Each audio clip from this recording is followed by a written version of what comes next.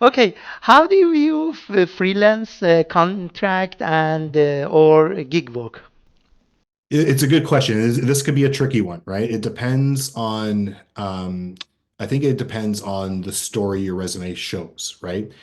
Because again, and really what you're applying for. If you're applying for more freelance work, then it's a non-issue, right? But if you're applying for a permanent role and the individual sees that you've done 6 months here, 1 year here, 3 months here, one of the key aspects that they're going to immediately question is, well, is Michael really serious about sticking around, or is he going to be bored with what this is and move on to the next thing? So how do we offset that? Well, we talk about, the similar what we talked about earlier, which was, in your cover letter or in your summary statement, where you're looking to build your roots within an organization for the longevity and build more progressively within the organization. That is, one key area that you can make mention of, so that way it helps offset those questions that the recruiters might have. Okay, appreciate it. Do you value volunteer experience or community involvement when reviewing applications? I do. I wouldn't say it's the immediate thing I look for. As I said, that's more on the experience. But as I start to evaluate the resume in more detail, and as I get to know the individual through the interview process, that volunteer experience actually is critical. It can become critical. Like I've interviewed individuals who have worked within volunteer community-based experiences where they've been able to draw some examples from those experiences in the interview questions themselves, and it actually worked out really well. Because remember, the experience in general is valuable, no matter where you're getting it, whether it's volunteer, whether it's community involvement, or you're being paid to get it. Either way, you can draw from great examples that will actually help and aid you. And also, if you remember what we talked about earlier, is the company, when it talked about its cultural fit, they're looking for someone who has a moral compass that aligns with their cultural values, what they hold dear. And if your volunteer experience actually aligns with that, it only helps you. I think that the most important part you said at the end, if the volunteer experience relate to the job that you are applying, because I have seen in some culture they think that if they put lots of volunteer job that show that they are a good person, Mhm. it works. What is your idea in this regard? Well, I wouldn't say, I mean, you can be a great person, but if you're not qualified for the job, you're not going to get the job, right? So I think I think there's a lot of people out there who are taking on volunteer work, not for necessarily what it can gain them later on, but just simply because it's meaningful to them. And it doesn't necessarily have to apply or it doesn't have to relate to the job that you're applying for or interviewing for. As an example, one of the recruiters on my team, when one of the examples that she recited from her church group that, of the volunteer experience that she did with her church group. It just so happened to align with the question I asked, and it was perfectly fine and an acceptable answer. And, needs to say, she's working with me now, so it didn't hinder her in any way. Okay, thank you. How much weight do you give to certificates? I mean, online certificates like LinkedIn Learning, Coursera, and so on. Yeah, so that's a good clarification when you talk about online certification. So recruiters understand that, there's two aspects to this. One, I would always encourage anyone to take on opportunities to educate and better their overall skills, experience, and value.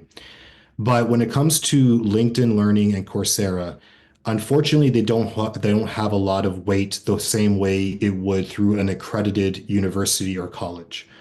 And the reason I say that is, so if I'll dissect both quickly because I've had personal experiences with both of these organizations. LinkedIn, it's a great tool to understand the theoretical aspects of a subject, because what you're really doing is you're getting a video tutorial and some script that you're going to review. You'll get to understand the theoretical, but you're not really putting forward the application process to battle test that skill. So it's like if you were to go on Google and tell me all about thermodynamics and I read for the next 2 hours, it doesn't certify me in any which way on thermodynamics. It's a very close equivalent to this. With Coursera actually does a little bit of a better job in the sense that where you're learning the content, you're applying it through some skill-based questions that they have, and it's a very valuable tool.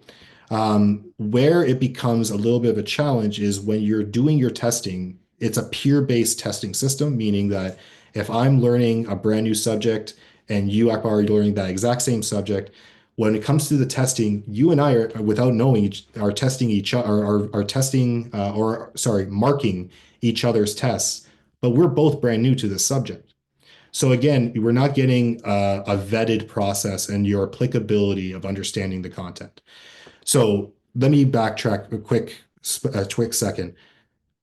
I don't want to discredit LinkedIn Learning or Coursera or any other equivalents to this, like Khan Academy is also a great one that I even use myself quite often.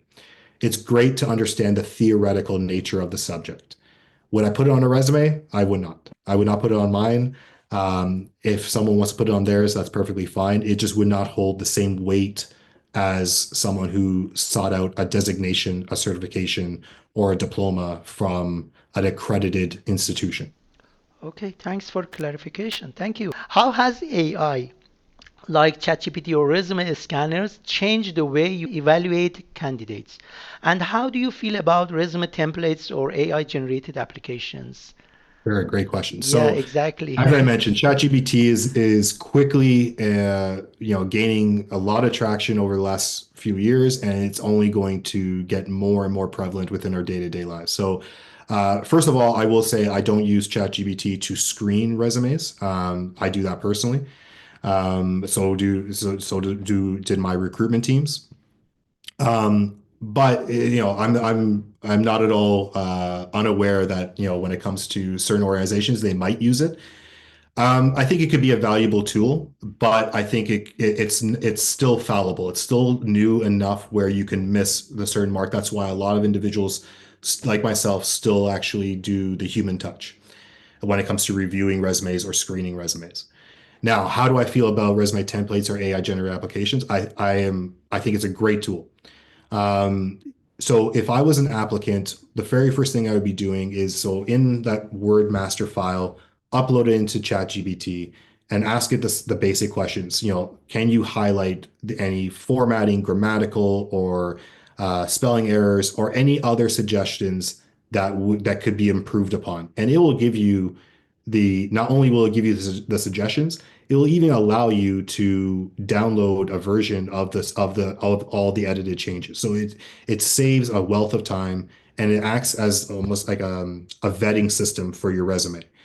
So you can download that, and then you can adjust it the way you want, from color, from format, from structure, etc. But I think it's a great, great valuable tool. Okay, maybe I can put this question in this way that, for example, in my own regard, okay, I have lots of experience, qualities, but because of lack of English proficiency, I use the ChatGPT or other tools, the templates, and when you see my resume very quickly, you can understand that, okay, it is not written by Akbar. It is written by ChatGPT or somebody has helped. Uh, does this exactly change your mindset about to Not at in all. contact with me or not? Because everything is perfectly based on my information, experience, and education. But the way that I have brought it, exactly, it shows that it is written artificially, not by myself. Yeah, and I would say not at all, because regardless of whether English is your first language or your native tongue, someone who puts you're like so I would say a large wealth of the community of applicants all use a similar tool like ChatGPT or ChatGPT itself to vet and update and assist with their resume generation. So it would be no different for you or for I to do that same thing, because when I see this as an employer, I'm looking at this. I know, like, everyone's resume I know is like, I assume there's going to be some type of assistance that they're getting to put it through and make it look and sound fantastic. Really, what I care about is, does the experience that I'm looking for align with what I'm looking for in this The job? And content, the content. exactly, and when I meet you, you're going to be able to speak to this. You don't have to speak the way the resume is written. I just need you to clearly communicate your experience in a way that is contextual and concise. It doesn't have to align to the way ChatGPT writes. Thank you for clarification again. Thank you. Okay, now we are going to talk about cover letter. Absolutely. Do you read cover letters? Why or why not? Because in one of the session I heard from you that Yes. you never read cover letters. Now we I can deeply hardly go in ever, this. Okay. yeah, I hardly ever read cover letters, to be quite honest, because so, and that's just me. I know this is a taboo area. Maybe some recruiters might disagree with me on this Sorry, one. but this doesn't mean that people don't write cover letter No, no, because no. most of the, not most, some of the job application ask, okay, please provide your cover letter too. Okay, go on. Yeah. Sorry, I interrupt Yeah. you So again. understand, I mentioned earlier when I post a job, I'm getting anywhere between 100 to 200 applicants, right? So imagine, and as I go through the resumes and I'm skimming the immediate, like say 20, 30 seconds for experience. And then, as I said, in that next step, I'm kind of spending another 5, 10, maybe even 15 minutes on a resume. I would not have the time to go through every single cover letter as well and to read a full page synopsis of the individual. And don't get me wrong, I understand that people put a lot of effort into it, and we've highlighted, how you can input information in your cover letter to offset maybe some inconsistencies, whether it's employment gaps or the overqualification part, as we mentioned. So I'm not suggesting do not make a cover letter. I do read cover letters every so often when I'm getting down to, like, say, the final list of my candidates that I'm or applicants that I'm looking to consider. But I cannot say I read every single cover letter because I just would not have the time. Exactly, I do agree with you because I think that writing cover letter is a kind of wasting time because you can put them in interview, maybe in the interview. Exactly. Okay. Yeah. But now, because I'm going to ask some question, imagine that you are the kind of the hiring manager that you read cover letters. Okay. Yes. What makes a cover letter effective or memorable if you read them? Okay. Yeah, absolutely. So I think the easiest way to do this is, so I mean, if we go back to high school, college, when you're learning how to write an essay, what was the format, right? It was introduction, kind of the specific Hook. content, They said that the and then hook. and then Yes. closing, right? So it's basically the story that you're telling, right? The introduction is something very succinct and say, I'm very interested, and you highlight the job because I feel that the skills highlighted, or the qualifications that I have align with the skills that you require. And then in the body of that, you're going to put in, some of the experiences that you've had, and then close out with, a very succinct and short end statement to basically say, I look forward to, I hope that you find this suitable. I look forward to the opportunity to interview with your company. That's it. It doesn't have to get very, and again, ChatGPT is there to help, right? So if you were to put in your resume and then give it a prompt to basically say, write a cover letter, a one-page cover letter to summarize this for this type of role, it will spit it out in 30 seconds. So you can always do it that way as well. But maybe the red flag, maybe it is repeating the resume. You shouldn't repeat your resume here. Yes. It would not, well, it wouldn't repeat it. What it would do, it would rephrase it. It would highlight the areas that you have in your entire resume. Because ultimately that's what you're doing in a cover letter, right? So I wouldn't say there's any concern in putting on ChatGPT. I wouldn't say there's any concern in doing it manually. It's really a preference. Okay. How long should the cover letter be and what should it avoid? So I think we kind of alluded to this already. So it should be one page, no greater than that. It should avoid any type of repetition. When I say repetition, I mean word for word what you have in your resume. It should be just worded differently as a synopsis, as a story. Obviously, you want to make sure it doesn't have any spelling errors or grammatical errors, and that's again a good use of ChatGPT. And it should always include in the closing, it should include your contact information. What about putting love story or begging? No, I would. So you want to keep it very just condensed to one page, very direct in regards to what you're looking for, what your experiences is, and thanking them for that opportunity in advance to apply for that job. outside of that, there shouldn't be like any type of any areas that would seem overly desperate or overly detailed in your cover letter. Your cover letter is your initial handshake.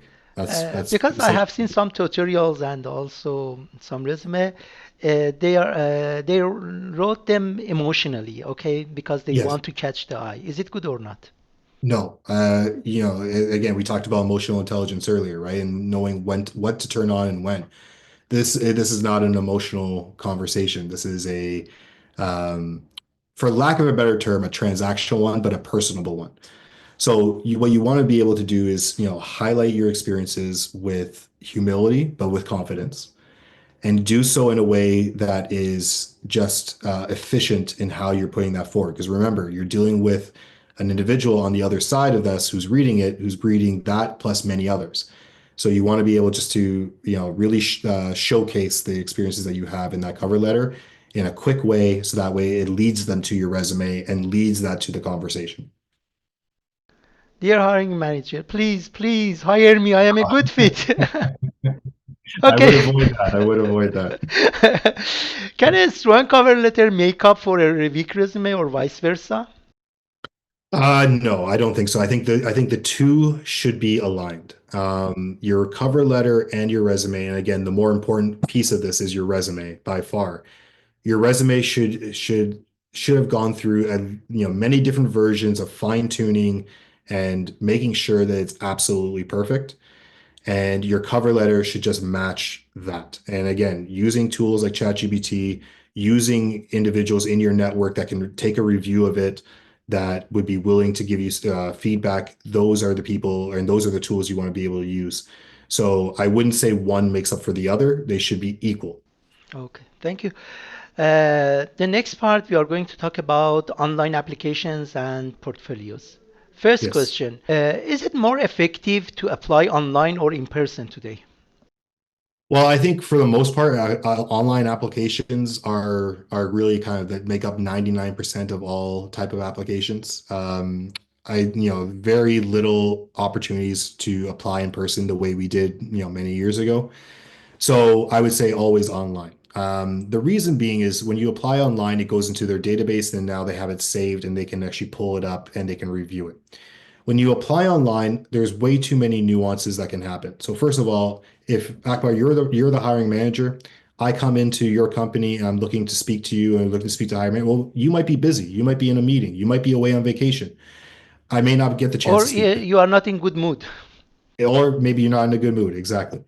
So then if that's the case, I need to give my resume to somebody to hopefully then I rely on them to give it to you. But maybe their day got busy. Maybe they got pulled away into something, and maybe you never get that resume.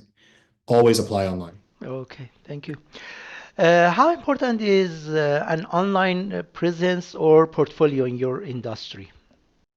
In my industry, no, I wouldn't say it's critically important. I mean, your online portfolio in, let's say, the candidate market would be LinkedIn, and that's perfectly fine to have one or to not have one. It's not really that relevant, to be quite honest. Um, I would say here's the only area I would caution is, and we've seen some examples of this in my career, is what you put online can sometimes follow you many years later. So depending whether it's on Instagram, whether it's on Facebook, and all the other social media platforms, including LinkedIn, to be quite honest, how you conduct yourself on social media is of critical importance. And you never know, something can happen later on and it could be pulled and it may come back to haunt you. Yeah, exactly. We will have some good question in this regard later. Mhm. Now we are going to talk about interview process. 22 question. What are key factors you use to assess a candidate during an interview? So, as I mentioned, we want to talk about communication and we want to talk about lived experience. These are the areas that I am looking for. So, how someone is able to answer the question is the biggest key factor that I'm looking for.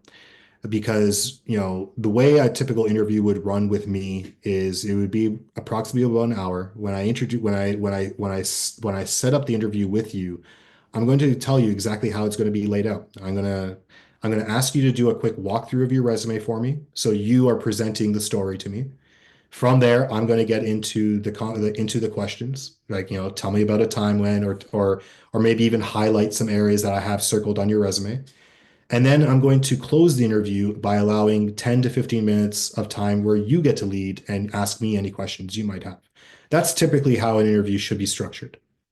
Now, when I'm asking those questions, how you answer those questions is of critical importance. And I'm not sure if we're going to touch about it now or later, but we talk about telling the story using what we call the STAR acronym. So situation, task, action, result. I can go into it in more detail now if you like, or we can save that. I think that we will have this question and we can talk Okay, perfect. later. Thank you. Okay, here maybe. What types of behavioral problem solving question do you usually ask? Well, so there's never a typical one that I ask because it's all specific to the resume and the profile or of the job I'm hiring for. So it really all depends on the skills that the job requires. So if I'm hiring for a leadership-based role, I need to know, tell me about a time when you've had to deal with conflicting strategic priorities and how this impacted not only yourself, but your team or your division. How is that handled? I'm going to ask them to really kind of give me that story. If I'm talking about a more entry to mid-level individual who's doing more tactical work, I'm going to ask them for examples of, give me an example of an experience that you had that really showcases your critical thinking, and it's much more of an open-ended question that they can draw a specific example from and tell me about it. So it really all depends. Okay, if we talk about the percentage, how much percentage of your question is hard skills, a technical question, and how much about soft skills? So I think it aligns to what we talked about earlier, where if you're more senior up in the role, like if I'm looking at a senior leader or director, et cetera, I'm going to be talking about more competency-based, behavioral-based questions, less amount of tactical. Whereas if I'm looking at an entry to mid-level individual, they're going to be more tactical. They're going to be more functional, experience-based questions because that's synonymous to the job I'm hiring for. Thank you. How should candidates prepare for behavioral questions? Great. So this tees up what we talked about earlier, where Yes, in STAR method, so yes. yeah, so the STAR method, which is an acronym, this stands for situation, task, action, and result. This is what we're looking for when we're looking for an answer to a behavioral based question. So when someone asks you, tell me about a time, and they fill in the blank of the specifics, what they're asking for is, okay, I need you to tell me, like, give me the story, which is, what was the situation? So is it an example of where someone, someone came to you with a problem? Okay, what's that problem? What did you do about it? That's the action. What was required? So that's the task. So situation, task, action. And the last part, so you're going to explain in that situation, in that task and action piece, what was required of you and what you actually did. And then the last and most critical part is the result. How did it, like, what happened at the end? Was everything like, and it's not enough to say it's okay. What you really want to do is highlight, well, these are the actions I took. This was what was required of me. And now that it was completed, we now saw a positive result and then you elaborate on the question. So if I were to give an example where, if someone was to ask me, um, tell me about a time where you had to deal with a conflict resolution, right? My answer would be, well, during a performance review with a team member on my team, there was a big disconnect between what they thought they were performing versus what I had as my evidence of what they were performing in the job. So what I had to do was really sit down with that individual and walk them through the examples I had in which there could have been improvements on their performance, but also showcasing to them where they can get my support in those areas. Asking them questions like, what do they need from me? And how can I help them improve to be successful? The result being now that we're aligned and we have that conversation and they know that they have my support, that they don't feel judged in how they're performing, but more so they feel supported in my ability to get them where they want to be. This individual has not only increased their performance, but they're now maintaining a highly consistent level of trust in that role. In that example, you can see I've highlighted what the situation was. I showcased what I did, how I did it, and now what the result was. Exactly. To summarize it, I can elaborate that as you mentioned, you should give a story, the situation. Star S means the situation. Yes. T means task. What was the task that it should be done? And action, the job that you did, exactly Exactly. your duty. And at the end is our result that you should mostly show that the result was satisfaction, the customer was satisfied, and also your hiring manager, and you anyway you solved the problem and made the improvement. Am I right? Exactly. 100% correct. Yes. Okay, now we can go for the next question. How do you evaluate non-verbal cues or body language? I think it's a very good aspect to consider when you're interviewing for a company. Your body language, like a lot of nonverbal communication, is becomes critical in the interview process because again, how you show up, your kind of demonstrates your behavior, demonstrates your attitude. We talked about earlier that we want to be confident but yet humble, right? It's totally understandable to be nervous. That can happen, right? Um, but what you really want to try to do is practice enough before the interview, whether it's practicing on your own or practicing with friends and family or colleagues, where you're feeling at ease and comfortable and you're able to practice how you're communicating.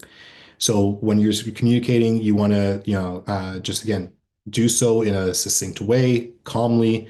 If it helps, like I always keep a pen in my hand because I'm that type of person. I just like to have things, I can be fidgety at times, but it helps like calm my nerves to have maybe a pen in my hand or a notepad in front of me, where that way I can demonstrate my skills and experience in the best way possible. Thank you. What is one thing you expect candidates to do before an interview? Great question. So before the interview, you should definitely research the company. So when a job happens, or well, actually, let me take a step back. When you apply for the job, my recommendation is always keep a copy of the job you applied for and save that. Because what can happen is you can apply for a job and you might not hear something for maybe upwards of a month before you get a response. And if that's the case and the company has taken down the job, well, now you're not really sure what you're trying to align your responses to. So always save a copy of the job description that you've applied to.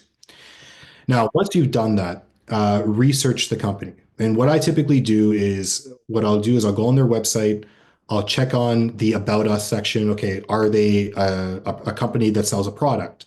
Are they a company that does research? Are they a company, like, what is it that they do? And understand a little bit about that. Make some notes. The other part is, that you can do is when you type in the company into Google and just click on the news tab, you'll see maybe some recent headlines that the company just recently made, whether it's a new acquisition, whether it's a type of investment that they've done. Make note of that. Highlighting that potentially in your interview Good point. will, I haven't heard up to now this point. yeah, Yeah, it's a great point great because point. Yeah. what that tells me is that you've done your homework, you've come prepared. You'll be shocked to figure out how many individuals actually do not do, like, who don't research the company or showcase that in their interview. So I would definitely do that. Obviously, dress accordingly. Make sure you're dressing in a professional manner. Arrive. I would say, like, I mean, I'm the type of person that doesn't like to be late for anything. So I typically arrive at least 15 minutes early. Sometimes I'll even get there a half hour early, and I can just go through my notes. I can go through my resume. I can calm my nerves if I need to. Maybe just have some water or a coffee, whatever the case may be, and then arrive at the front desk at least 5-10 minutes early. During the interview, you've gone through all the preparation. You should be fully prepared and practiced and knowledgeable of everything that is to happen because you've built in all that research and you've built in all that time. Yeah, exactly. And talking about the punctuality, it is very important. When you are not on time, it brings lots of stress for you. So this is very important. And it happened once for me because unfortunately I checked everything. It was going well, but unfortunately due to some accidents, Yeah. I arrived late and also it was raining. So you Yeah. should be very cautious about in this regard. Yeah, and it's a good point because I mean it's happened. I mean, I've had candidates who got caught behind, say, a car accident or construction, and that's why I always advise leave earlier than you normally would. Like, I mean, if Google Maps is saying it takes 30 minutes, leave 45 minutes, even an hour if you need to. Can you talk about during the interview? So during the interview, what you want to do is, well, first of all, you want to greet all the individuals that might be in the room. It might be one, it might be more than one. You want to have your preparation in hand. Like, I always recommend having your notes in front of you, right? So I always keep, a notepad here. And when I'm having an interview, I'm going to have the questions I'm going to have prepared that I'm going to ask them. I'm going to have my notes about the areas that I may have researched about the company or about the news. So at any given point during the interview, I can look at my notes and it'll be fine. No, it's not. It's actually a very good look to have your notes in front of you versus not having it at all. So nothing to worry about there. Listen attentively, meaning you're actively listening to the questions that they ask. But even when they're asking, like when they're talking, you might be able to pick up on certain things that they're already giving you the answer, right? So you want to be able to understand, okay, well, based on how they're presenting this, it looks like they're looking for someone who's very detail oriented. I should highlight that example in my next question or some point in the interview. And then after the interview is completed, what I would always say is, again, thank them for their time. Be very courteous and appreciative of the time invested that they've made into you.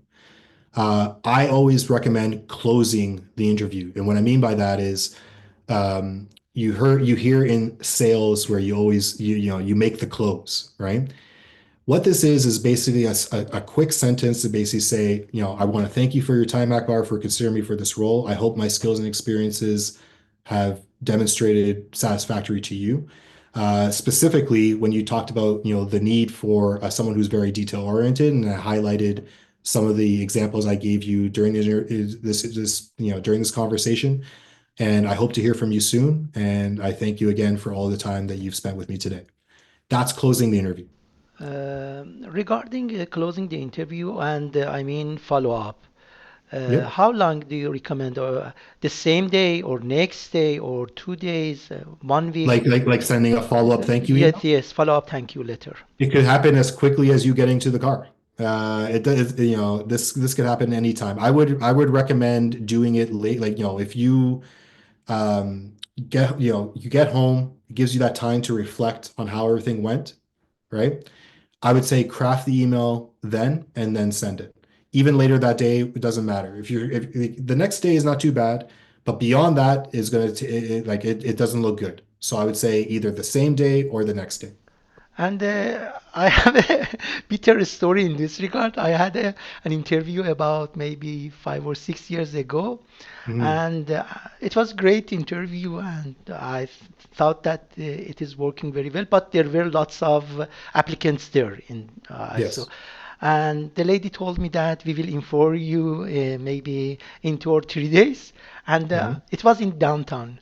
When I came down, I was looking for the bus station. I received a message, thanks for your coming. And, No. and they didn't let me to send a thank you letter, follow up thank you letter.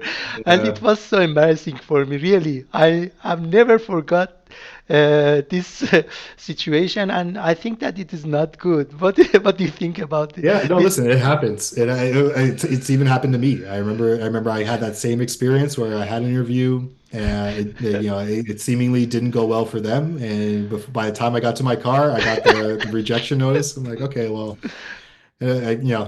just didn't work out. But I wouldn't say don't be disheartened by, any type of, if you don't get the success that you were hoping for. Like, I understand it could be disappointing. But understand it's going to take you 10, 15, 20, maybe even 100 attempts before you find that one successful part. So just keep doing the right things and keep grinding. But I mean that if I receive that, for example, after 1 or 2 days later, okay, because there were lots of other applicants. But exactly when in maybe less than 5 minutes, I received the letter. It was so embarrassing. Okay, Yeah, how I understand. important is small talk and rapport building in interviews? I wouldn't say it's critically important. I mean, you want to go with the flow of the conversation, right? So if I invite you in to the interview process and again, part of my job as the recruiter standing on the opposite side of that table is I want to make you feel as comfortable as possible, right?